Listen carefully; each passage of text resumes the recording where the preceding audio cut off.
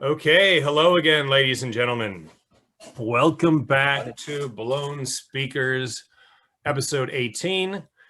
I'm coming in from Yokohama, Japan, as usual, right? My name's Dave Henigman, and today we have three special guests. You may remember Hot Rod Meyer from our Fugazi episode is back. Hello, Dave. Yeah, coming in from Chicago. And we have Chris Lyke also coming in from Chicago, and Jim Allaire also coming in from Chicago. So the Chicago boys, right? Hey. And we all met at the University of Dayton back in the day, right? So, how's the weather in Chicago? Good. Almost spring. Yeah. Snow is melting. Yeah. Although it's going to happen on Monday again. Shut up. No. So will they do the St. Patrick's Day parade, or is that canceled this year? I heard today it's canceled. They're not even going to dye the river. I guess because they don't want crowds going downtown. So yeah, I think it's off again. Wait, did they do it last year in March? I can't remember because we were. Yeah, we were gone. I know the south side was canceled. I don't know if the main one downtown. I can't remember. Yeah. Yeah, I don't know. I don't know if they're doing the parade, but I know they're definitely not doing the river. So some parts of it are at least canceled. So they still dye the river. There's not like there's no backlash against that. Oh God, no! People love it.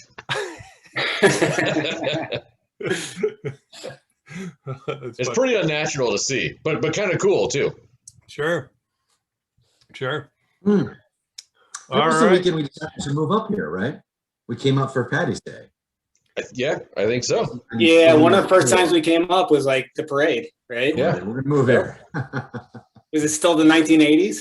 No, it was 1990s. Early 90s. It was after Nowhere. Yeah, I was gonna say this right around the time this record came out, I think. I think so. Yeah. Okay, nice segue into our topic today. Okay, so today we're talking about the band Ride, the album Nowhere, 1990. This is their debut album, right? A British band from Oxford, England. Yeah. And they were basically teenagers when they recorded this album. Yeah, Pretty much, yeah. Yeah. And so why did you guys choose this album? I have no idea. Why did we choose this album? I think because it's a cool album with a kind of a unique sound, and it's one that I think the three of us have listened to a bunch of times, probably together and separately, and probably in my mind because a few years ago they actually came to Chicago on like an anniversary tour, right, of this album. It was the, I think, 25th anniversary year of this album, and we all went and saw them in Chicago, and it was an awesome show. Actually, they sounded great. They sounded like they did when this came out. So, and I think it was the American. It was very representative too. I think it was the American crowd or American fans that kind of got them to tour again. I think they felt not forgotten quite, but underappreciated, and I think they had such a loyal fan base here that kind of got them to do like a whole world tour based around I didn't know that music of this time. Yeah, so it's I thought that was kind of interesting, because like all three of us that heard the record around this time held on to it for 20, 30 years, which is kind of unique. I mean, how many records do you say that about? Really, just a handful, Yeah, I was just looking at my copy. I think this is actually the second copy I owned. You know what? Is Ride actually printed on it? No, that's what I was just looking at. I was looking at all about early copies. And it says nothing. It's just the wave. And it's way cooler without it, right? Does mine say Ride? I'm like, no, it doesn't. Yeah, at all. that came later. I think it was like just this, helps all the record or whatever. But it was kind of cool. It looks cooler without it, right? I mean, it really sets the stage of what you're going to see. It's like, the wave hasn't rested or hasn't broke yet, so it's like this swelling of energy is really, I thought, pretty cool. Yeah, it is cool. All right. Well, I still have the stickers on mine with the band name, and I think I paid $9 for it used. I had an original, which probably at some point got scratched to hell or lost or smashed I in the stole midst it. of some late night party, so I had to buy a second copy used at some point along the line. Yeah. It was so Money well different. spent. Yeah. It Yeah. sounded a lot different than everything else too. I mean, especially coming to high school in the Midwest, you know, with like Motley Crue's on the radio every day. Yeah. You start finding out about these bands, and then they're your age, and they come out with this record. It starts off, it's so humongous. Yeah. I mean, you also learned about pictures and Velvet Underground and stuff, but this really kind of spoke to me and stayed in the back of my head for the last 30 years. 30 years. I think that's pretty accurate because, like, if you grew up on listening to the radio, if you liked guitar music, it wasn't of your generation. You know, you would hear just whatever was FM music, and then you heard this, you're like, oh, I get it, but it sounds like something of our this coming wave of music that would become independent music or whatever. You know, which is being invented, sort of. You know, I don't know. It was cool, and it really. You're right. And grunge hadn't happened. You know, it was all. Yeah, that's right. Sort of this loud. You were always super into the Stone Roses, you know, but I feel like they kind of one-upped on them. I'm probably gets. That's interesting. I mean, that's not that far away. Took a step on because England already had this great band. Yeah, because they already had Smiths. They already had Jesus and Mary Chain. They had those kind of bands that build off. That, you know, all those cities are so close to each other. If you hear something was in Manchester, you'd hear in Oxford or London, you know. So I think they were kind of building off that. And you're right, they were young. They were just maybe 19, 20, you know. You know. Who produced this record? I should know that. You know, I didn't recognize the name. The only note that said was like Street or something. It was like Whitehall or something like that, and it said he had a mental breakdown, so he couldn't mix the album, and it was handed off to Alan Moulder, you know, the Alan Moulder, and, who finished the album. And the album, I think, is remarkable because it sounds great. It doesn't have that, you know, like when you listen to Smith, you're like, oh my god, like you kind of roll your eyes a little bit. It's great as it was. Like, songs are great, yeah. I mean, not to take away, but like it sounded a little bit wrongly produced. But like when you hear Ride, it's like, at least at this stage, it sounds fucking great. You know, just wonderful. The drums don't sound weird. The guitars don't sound weird. No, I think they recorded live. I mean, it sounds, the energy of it and how it feels sounds like really immediate analog recording. Great. Yeah, really good. So, and that's kind of interesting in itself because when you go back to records 30 years ago, you're just like, oh my god, you know. A lot. It can be pretty bad. Yeah. It definitely has a bit of a dated, not, you know, obviously when the guitars are like all the feedback and they're swirling around, obviously that's not dated, but like when they're playing more cleanly, it's got like almost a little bit of a hangover of that 80s jangly sound to it. So you can kind of pinpoint a time frame based on that. But once they really kind of dive into it and you're kind of entranced by what's going on, it doesn't sound dated at all. Yeah.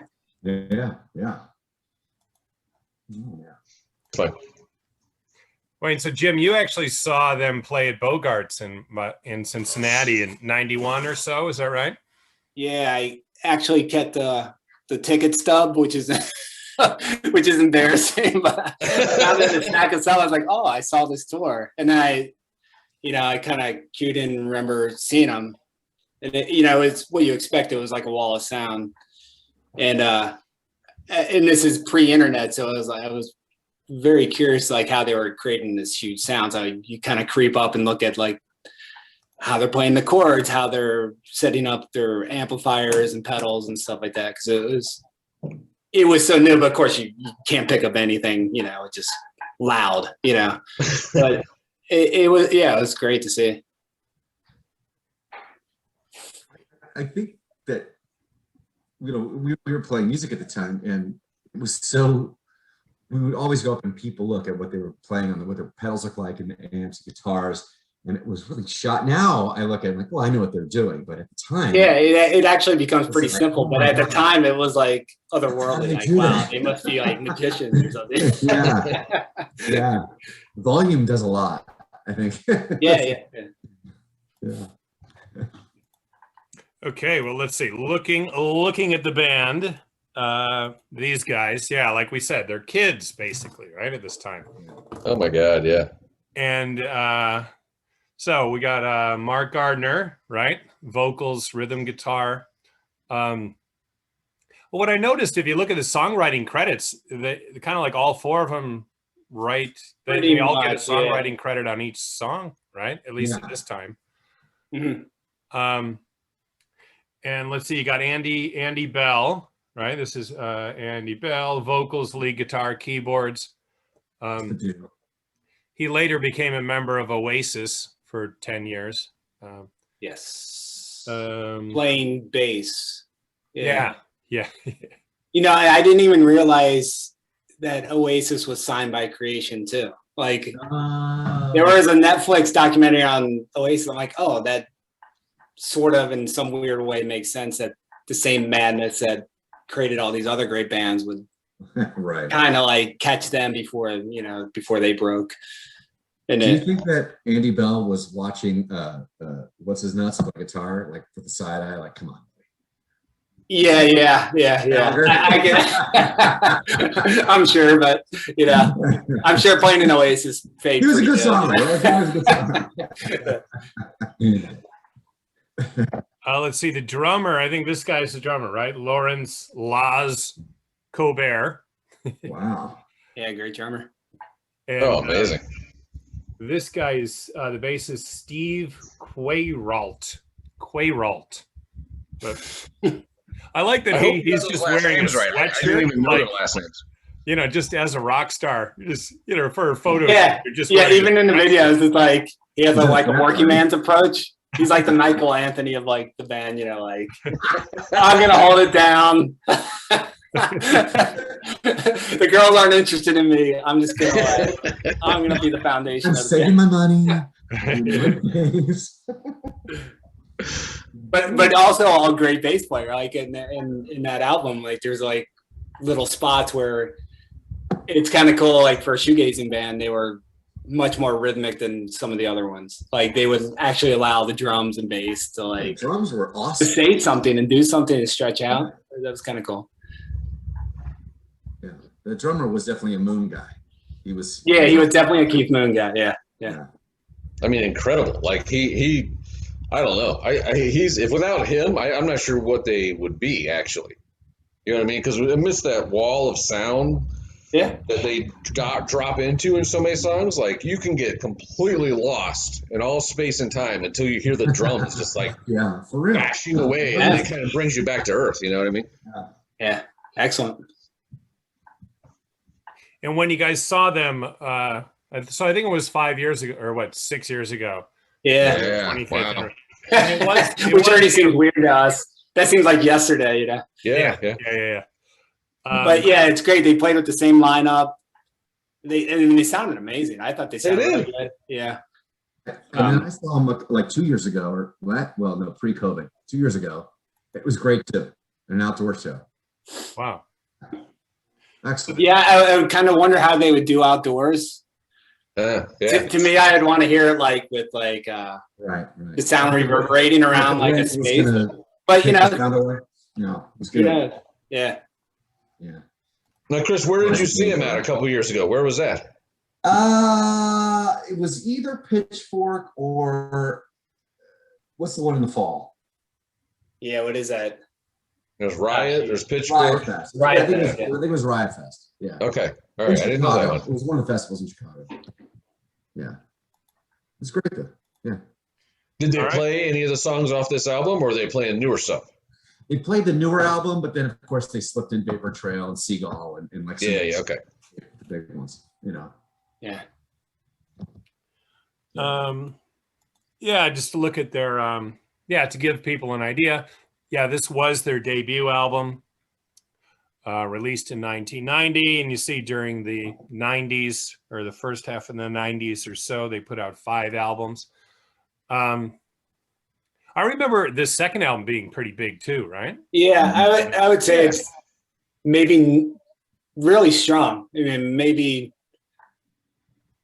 not as like groundbreaking as Nowhere, but there's probably like half of it that's really good songwriting. It was in the book. Then I don't know what happened after that. Like literally, I don't know if any of their fans that even followed any of the rest of the albums, which is really interesting. Yeah, I remember the first time I heard that Carnival of Light, and it sounds like a completely different band. You're like, what yeah, they might have got to like the infighting kind of phase. I could be wrong. I remember you saying that, Greg. Oh my gosh, I remember I was so excited to listen to it. Like, oh, this has got to be another album. Right? Yeah. I was just like, I don't. This sounds nothing like. Yeah, they went from like the critic darlings to like reviled within, well, not quite reviled, but pretty much within like 3 years. Yeah. Yeah, yeah, it's wild. But also the scene in America and the UK had changed so drastically, even from the time that they came out. There was like a 2-year window. Yeah, where like there was like smart music, and all of a sudden it just went to like grunge. Grunge was like the whole thing, right? But well, there's room for both. I mean, Soundgarden was cool. You want a little Alice in Chains?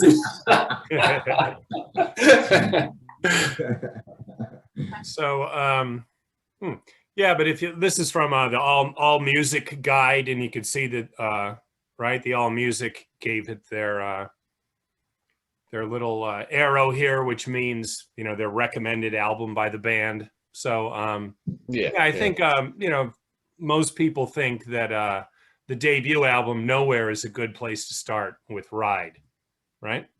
Yeah, if you're gonna like them at all, you would have to go there, start there. Within like 3 or 4 songs, you're gonna know right away. Like they're, I'm trying to figure out where the first clunker is. I mean, it's 8 or 9 on that album. Yeah, I don't think there's. I listened to like an extended Nowhere where they did bonus tracks, and there was a couple like okay stuff. But you're right. If you just went down like Vapor Trail being the last song. It's pretty much good the whole way through. There, like Greg said, there might be a little. There is one little lull in there. I'm trying to remember what song it is, but there's a couple kind of slower ones that are more clean and just aren't like kind of the rest of the album. But for the first 2 songs, and then you got Polar Bear, you got DK, Paralyzed. I like Taste a lot too, which is towards the end, and. There's maybe a few. Did Taste get on? Taste was on your version of it. I think on the first version of the album, it might not have been on there. That's a great song. Oh, really? It's on that it's one of my favorites. Taste would go back to what you were talking, Dave, about like vocal harmonies. I think because we should talk. That was actually like usually they use vocal harmonies in every song, but they're like sort of basic. I think they were just trying to match the bigness of the guitars. Yeah. But on a song like Taste, you actually hear them like kind of swoop like the Beach Boys would do, where something interesting happens with it. Mm-hmm. That would definitely be like a Taste like where Mark Gardner would have heard that. And I'm sure Andy Bell too. I mean, they were definitely influenced by like Beatles era psychedelic with the energy of like punk or jazz or something, Everything that happened in the 80s pretty much. Wait, so the earliest releases of the album, Vapor Trail was the last song, right? That's what I had saw, yeah. And then later, there might have been like a vinyl release, or it's probably like a CD release, and then probably, And then they added these 3 on which were probably from the EPs. Yeah, these last 3 songs were originally an EP called Fall, which was released in about the same time. So they were cranking out a lot of good music really fast, like for kids. I mean, there was one song I was like, oh, they took a Smith song, there was one song it was like, oh, it sounds like a synthesizer, but it's actually like a tremolo guitar. It's like, oh, that's the second one, I think, right? Yeah, I forget. There's one on here too that's kind of like that. I was like, oh, that sounds. But they make it their own. You never think it's a Smith song, but they were just like borrowing ideas from what was around them, What every band does, I guess. Yeah. All right. Okay, we're back. Yeah, the reason I actually chose the album cover with the name on for my intro slide was because this is the Ride official YouTube channel and they use it. So I'm like, So yeah, here's a bit of Seagull just to get us in the mood. Track one.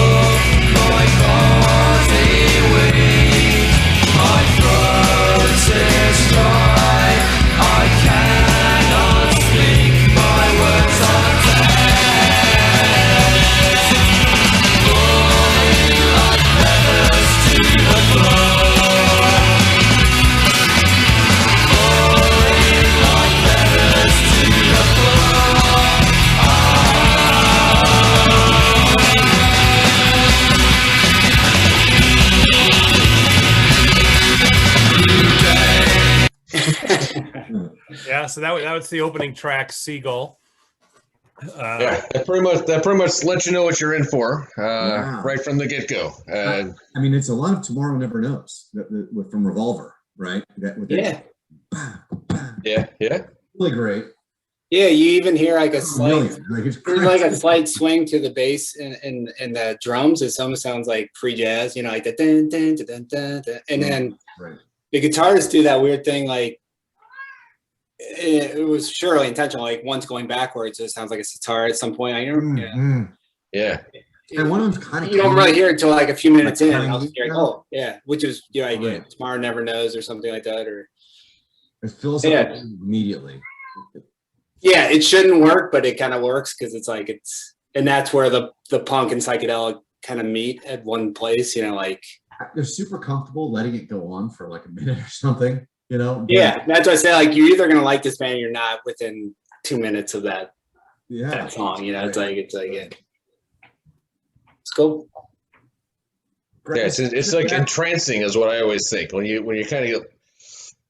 You can get lost in that swirl of guitars, you know. And I think Chris, you called it a hurricane, you know, which I think is pretty appropriate. You can just kind of sit there in the middle of the hurricane while everything's flying around you and watch it, and it's very cool until the drums kind of pull you out and pull you through. Which is kind of funny that Jim, what did you mention that the album cover is like that nice gentle wave, right? It hasn't even started to crest, but it really doesn't fit the sound. It's gonna break it. So yeah, it's like. It shouldn't work. Like all the instruments are going full on 10 within the first bar of the song. You know, it doesn't have to reveal anything else. You know, it's like. But it was like a maximalist approach. You're right. You know, it was like that's what they were going to be about. Yeah. And they start. It wasn't very compromised. Yeah, it wasn't reality. You know, like when they start singing. Yeah. But there's a prettiness and there's still that melody, like we were saying, like still almost like a Beatles kind of songwriting element to it, like once it starts, you know. Or, you know, it wasn't so off-putting, you know, where like, oh my God, they're just all noise. Yeah, it would get it's still melodic. Boring, yeah. So they were conscious of bringing you in with a melody or something else, you know. It's great. Pat? Yeah, it holds up pretty well. Yeah. Is it And it's weird because like even the track, like after like 2 or 3 minutes, you can hear the drummer like getting faster. It's not annoying. You're like, that's usually, the cardinal rule, never accelerate, but it's like, it felt good to go a little bit, maybe just go a little bit quicker, it's like, now that would have been like, That's why the metronome would have been set, to the computer in each grid, each grid line would have been followed.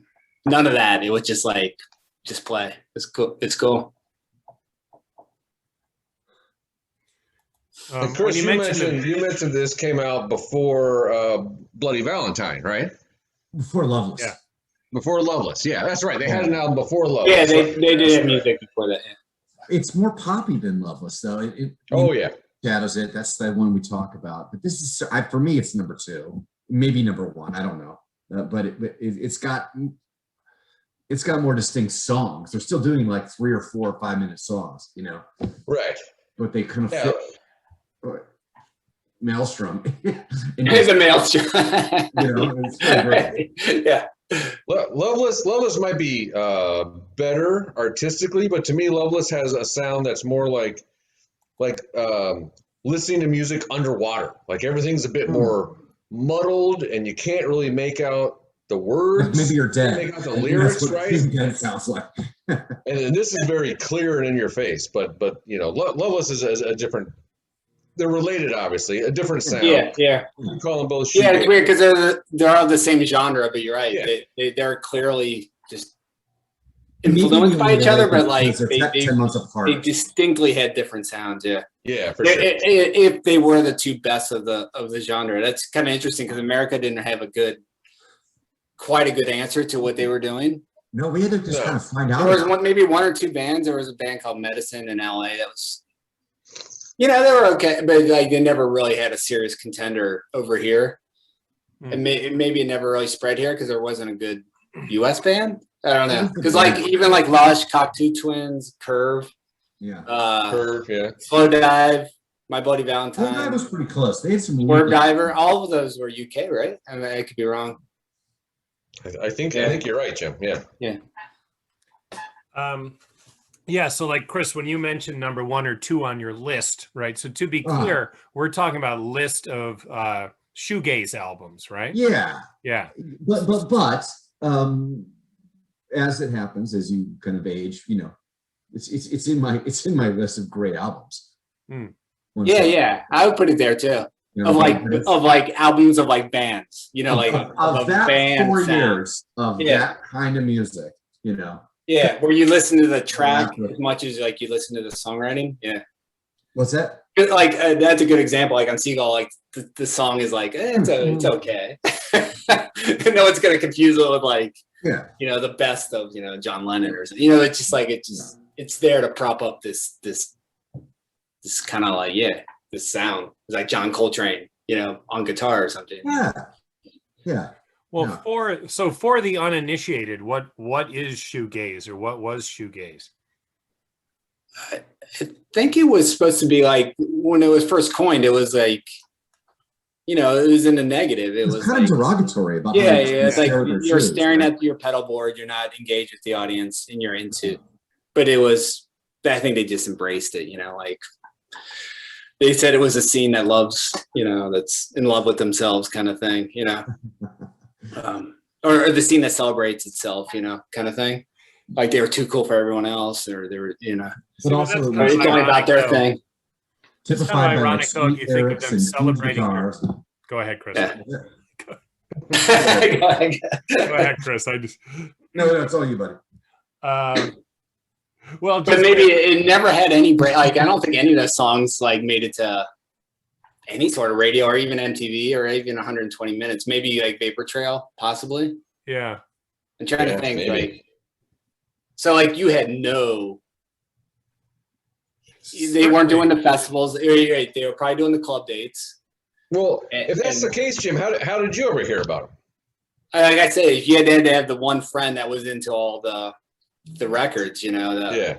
Or else you probably wouldn't hear about it. You might like see an article here or there, Yeah, because I think I literally got my first album by randomly picking it at a CD store, right? Yeah. Where they had like new release kind of like a display or whatever, and grabbing a handful of CDs and throwing on headphones and going through a handful of CDs. And of course, I stumbled across that song, Seagull, and I was like, I'm buying that one. But if I hadn't randomly stumbled across it, I don't think I would have ever known about them. Because you're right, they weren't being played on the radio or really anything. Yeah, not much. You know, you wouldn't have heard about them. No. But yet the people like it, which is interesting. The people that liked them kind of held on to it for decades. Yeah. Enough for them to tour again and do stuff, you know, which is great. Well, it is interesting, like I was saying off air, that I listened to a podcast yesterday with Mark Gardner talking about when they toured America, like in 90 and 91. And yeah, it's interesting. Like you were saying, they weren't playing them on the radio. Not a lot of people would have known about them through the traditional way, but those that were into them were totally into them. And Ride had a great experience on that tour, just playing like kind of small clubs across America. And they were just kind of fed off the excitement of the American audience. Something was brewing, like what was to become alternative or indie rock with just kind of gathering storm, and they kind of fit a certain thing that people were very much interested in that time. You know, maybe it's because they weren't very coy with their emotions. Like they really put it out there.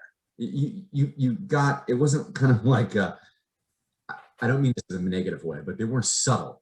You know what I mean? Like it was the build up, boom, you feel this, and then bring you back down. And I think that especially with young people, that's kind of like, yeah. I'm not denigrating it. It's awesome, but you know, it is that the quiet moments, few and far between until boom. Agreed. Yeah, for sure. I thought it was interesting when you said that.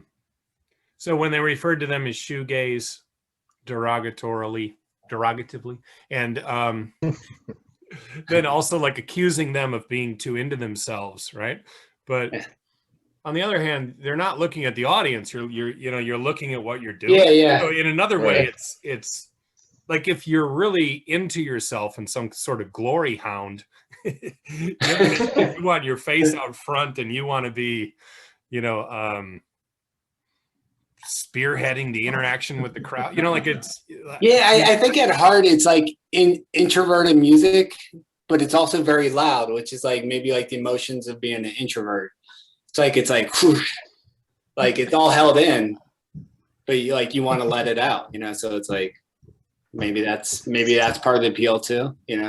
It's quiet and loud. Like My Bloody Valentine has a lot of that, and so does Ride. It's like maybe the music's obnoxious, but they're not obnoxious. It's like I think you hit on it with like that's how it feels on the inside. If you're like, if like it's so loud on the inside, and they get to experience that.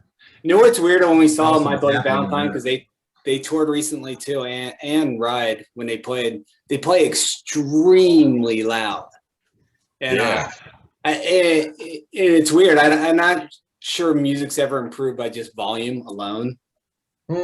But it is interesting that is one of their maximalist things. Like, I think they have an intellectual reason for doing it, because you go in, it's just like your ears are just like, literally, you can't even think. It's so loud.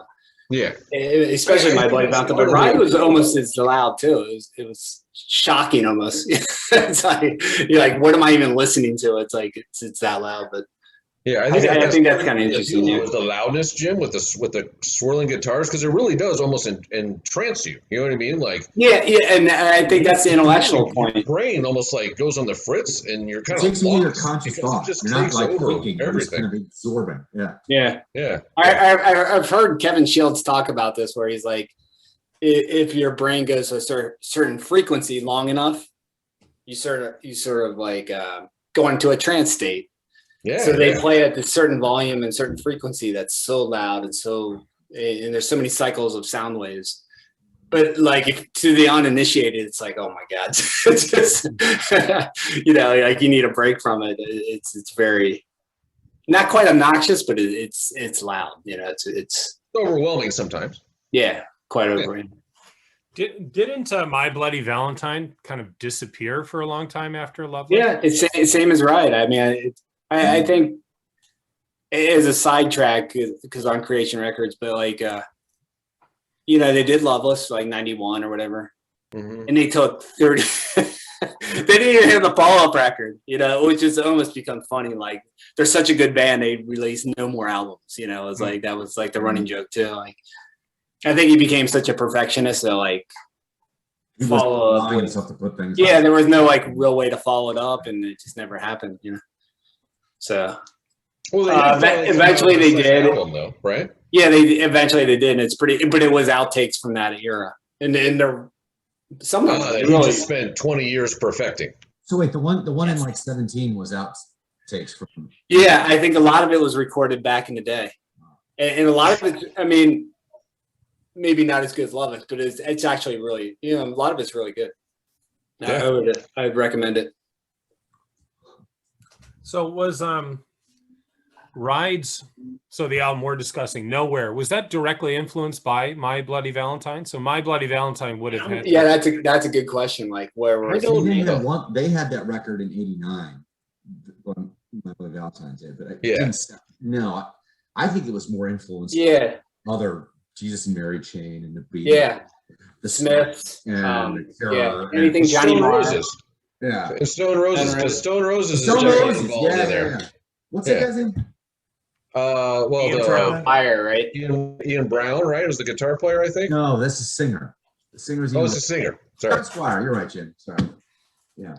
Yeah, I hear a lot of Stone Roses and the singing parts of it, and like Jesus and Mary Chain, you know, and they kind of stuck those two things together. Yeah.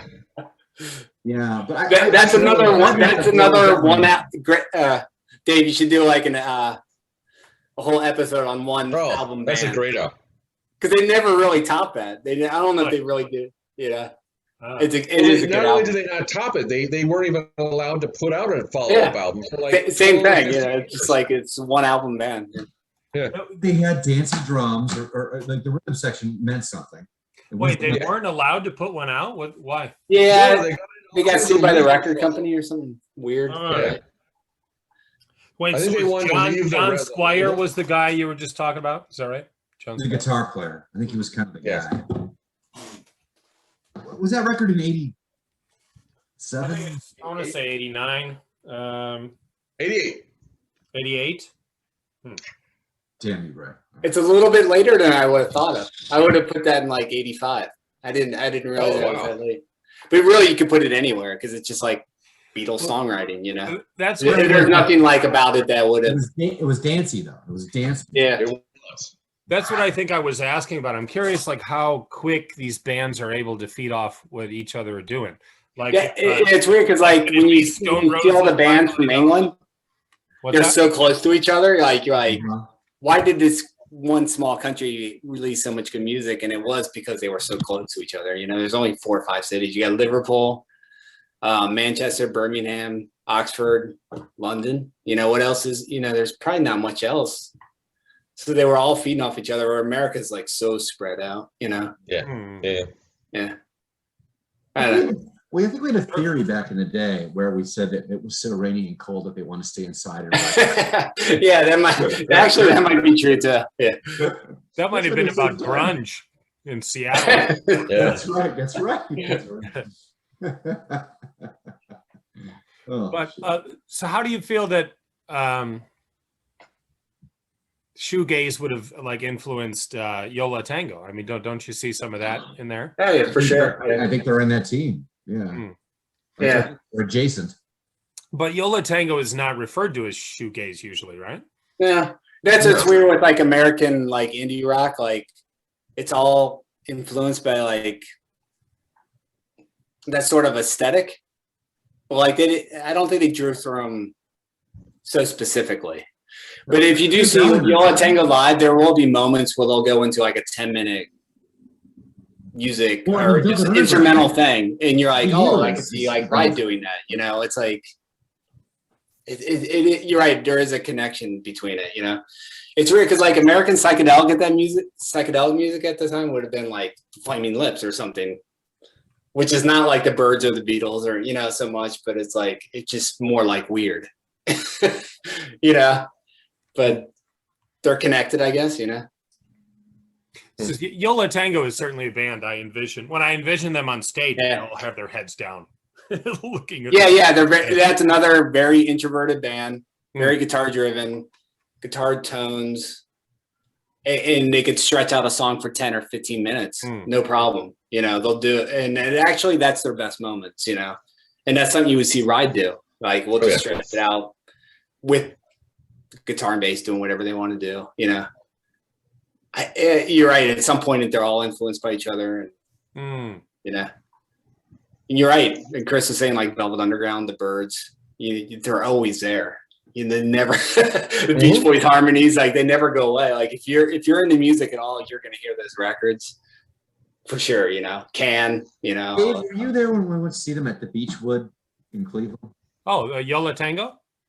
Were we together for that? Yeah. You remember that day we went to see? So that was when Mayumi first came to America to meet my family. So that was Christmas 2001.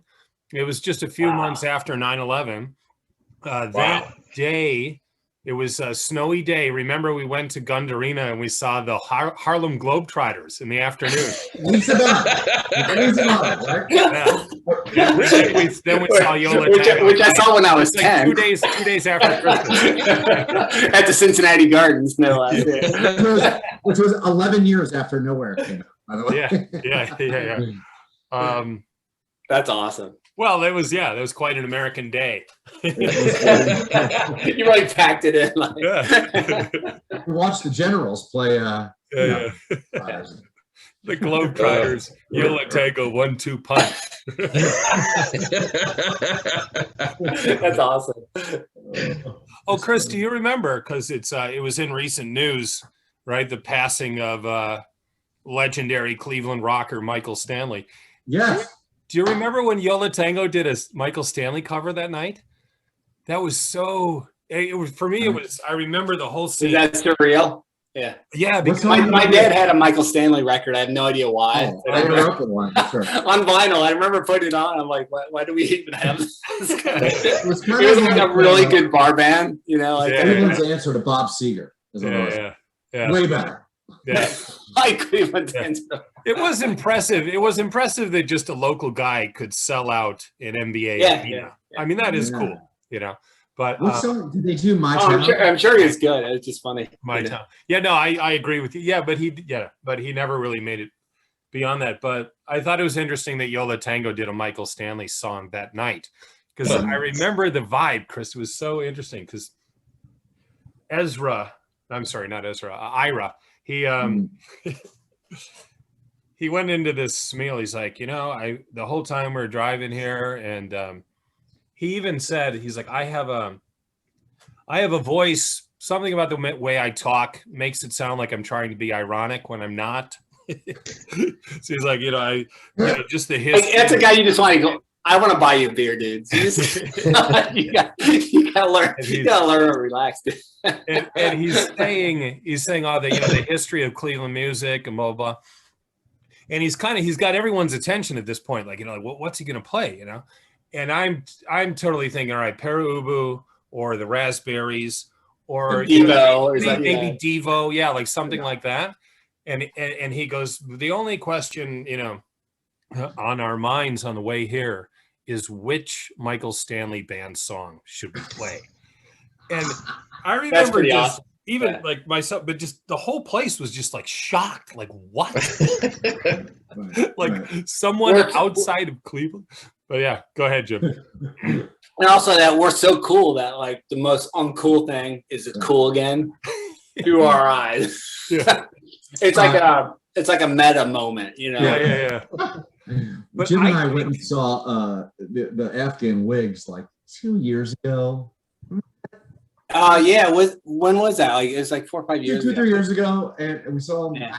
someplace in Chicago, and they did "Boys of Summer" by John Henley, which is a great guilty pleasure song, and they really kicked the hell out of it. So yeah, you know what? I was thinking about that the other day because I saw a clip of them on like KEXP where they do like live shows and stuff.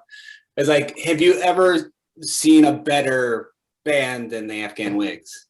And it's weird because like we went into the concert to see them.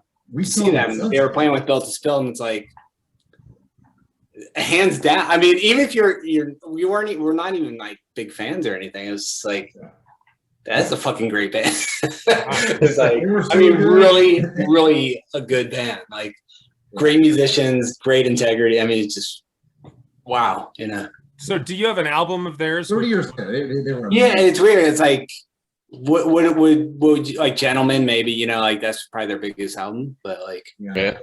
But they've had 30 or 40 years. New one on Gentlemen. That's a good record. Yeah. Hell of a good record. Hmm. We saw them at Sudsy's. Remember that? Greg, remember that? At Sudsy's. Yeah, I mean, for Gentlemen, all 5 of them. On the Wow. stage. Yeah, it was awesome. I think I saw him at the Odeon in Cleveland. The Odeon. Should we get back to nowhere? Yeah. Yeah. No, I encourage transgressions are fine. So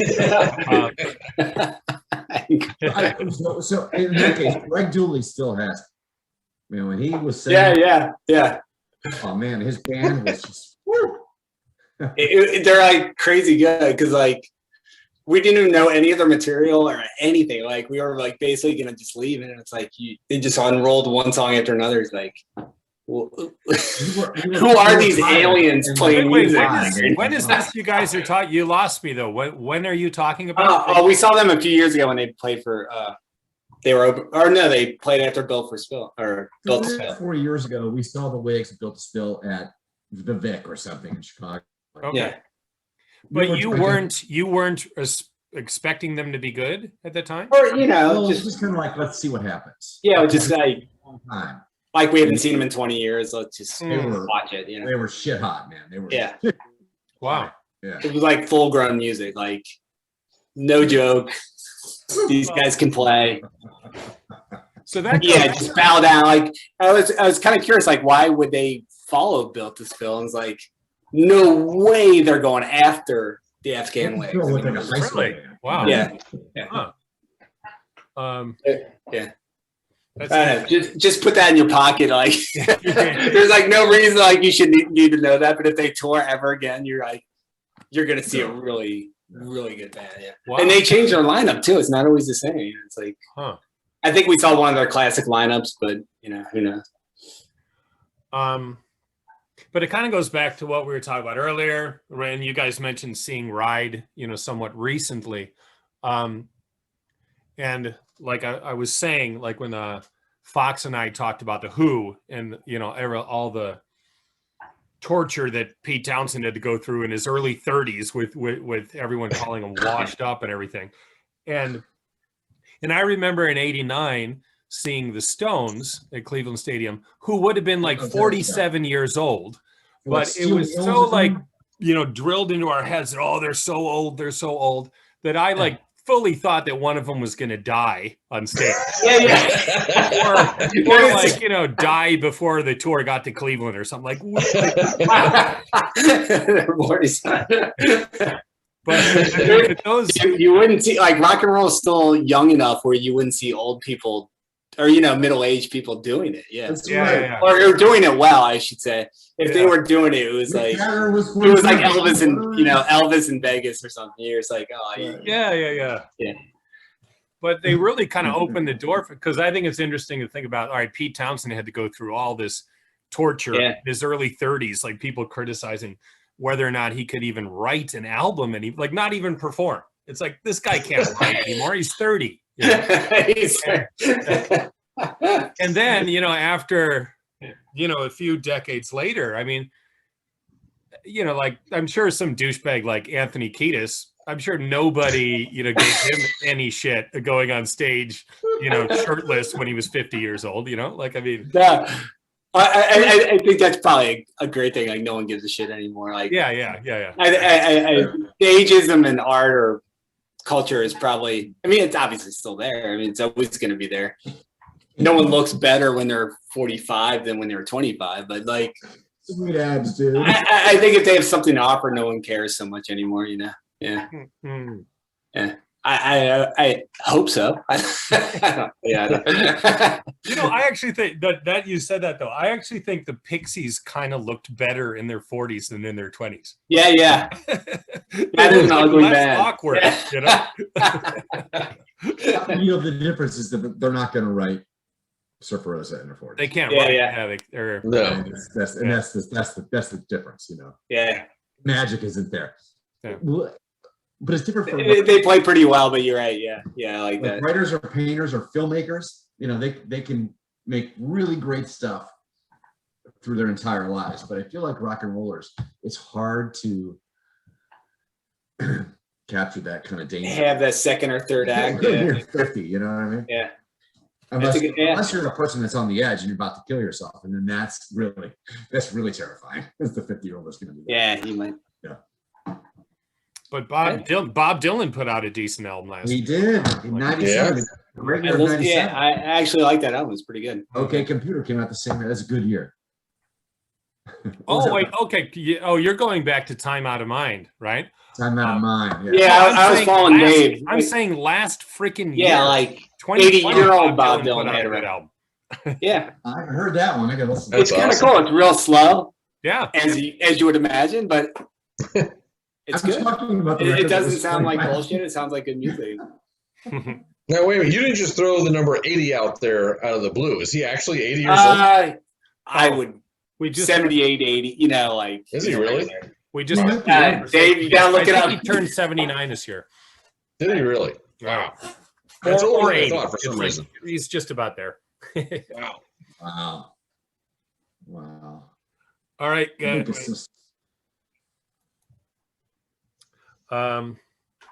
So I've been focusing on Mark Gardner a bit, but Mark Gardner. Gardner, yeah.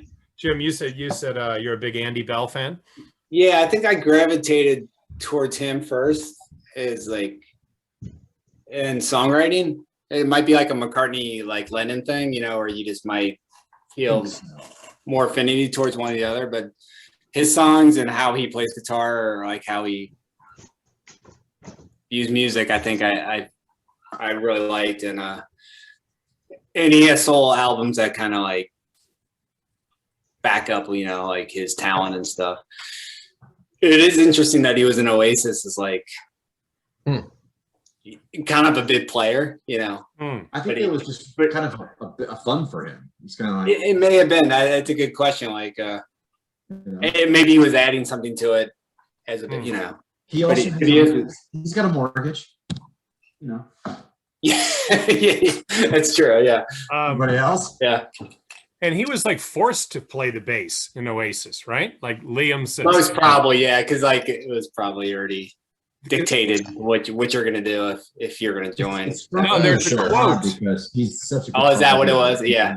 I haven't looked up any. When he joined there, I was like, oh, that's weird. The guy from Riot is in Oasis, strange. But wait, Chris, what did you just say? Can you repeat that? Oh, he was a guitar hero for me, and then found out he was playing bass. Not that bass can be the best instrument in a lot of ways, but he was a guitar hero guy. Yeah, and a songwriter too. Yeah, exactly. Really, for something to do. He spent his days playing his Bloody Noel, I guess. Yeah. That's what I think. But there's a quote from Liam, I think, that Liam said, well, if he could play guitar, he could play fucking bass. Yeah. Their general attitude towards like the working band was like was hilarious. I mean, I think that guy's best attribute is like getting in a fist fight. That's about it. He's a good singer too. He's a good singer. Yeah. They're all quotable. Yeah, they're good. They're funny. Either intentionally or unintentionally, they're funny. I like the That's why I'm talking so much shit about them. Yeah. Okay, and you said you thought that Vapor Trail is a good representation. Yeah, I mean, of all their songs, it kind of unfolds on its own. You know, like it starts with just the rhythm guitar, which is kind of like a Johnny Marr riff, but like it expands in a shoegazing way. It's like it's much more broad. You know, where Johnny Marr like boxes you in. So when you hear that, and then like actually has a good melody, actually goes somewhere. By the end of the song, there's like a chamber strings and like reed instruments and stuff. Like it's almost like once again like a Beatles thing where they would put in like. I mean, ironically, it's not a huge guitar crescendo. It went to the no. I'd say it's one of the more understated songs, and maybe for sure. Conventional. You know, it's a make you cry song. Like you listen to it. Oh, yeah, it's perfect. It's perfect song. Where like Seagull would be more like free-form noise. This is more like condensed, like melody, but more elegant too. You know, anyone can freak out on an instrument, but like to actually write a good song, tricky. You know. Before you leave, I was bothering the guys last week. And they were like, "Save it for the podcast." The song 2 years ago, "Future Love," is awesome. Yeah, they're still writing songs that are really good. Huh. Bells of Saint Marie, I think, is one off the last. Oh yeah, that's a good one. Yeah. Okay, wait, let me. Is so good. Like, oh man. Wait, let's look at those albums really quick. Okay, you're talking about one of these, right? This is not a safe place. Okay. Yeah. So you're saying there's 3 or 4 really good songs on that record. Oh really? Oh yeah. Cool. Thumbs up from Chris. All right, good. This is not a safe place. No, Future Love it's a great track. That's good. Cool. All right. Okay, so we're gonna go out with a Vapor Trail, an iconic track off this album.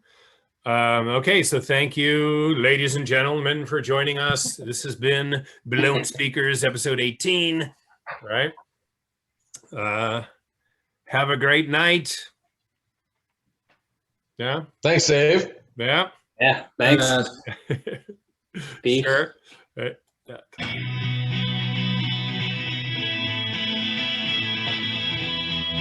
First you look so strong, then you fade away. The sun will blind my eyes. I love you anyway. Thirsty for your smile, I want you for a while. You are a vapor trail in a deep blue sky.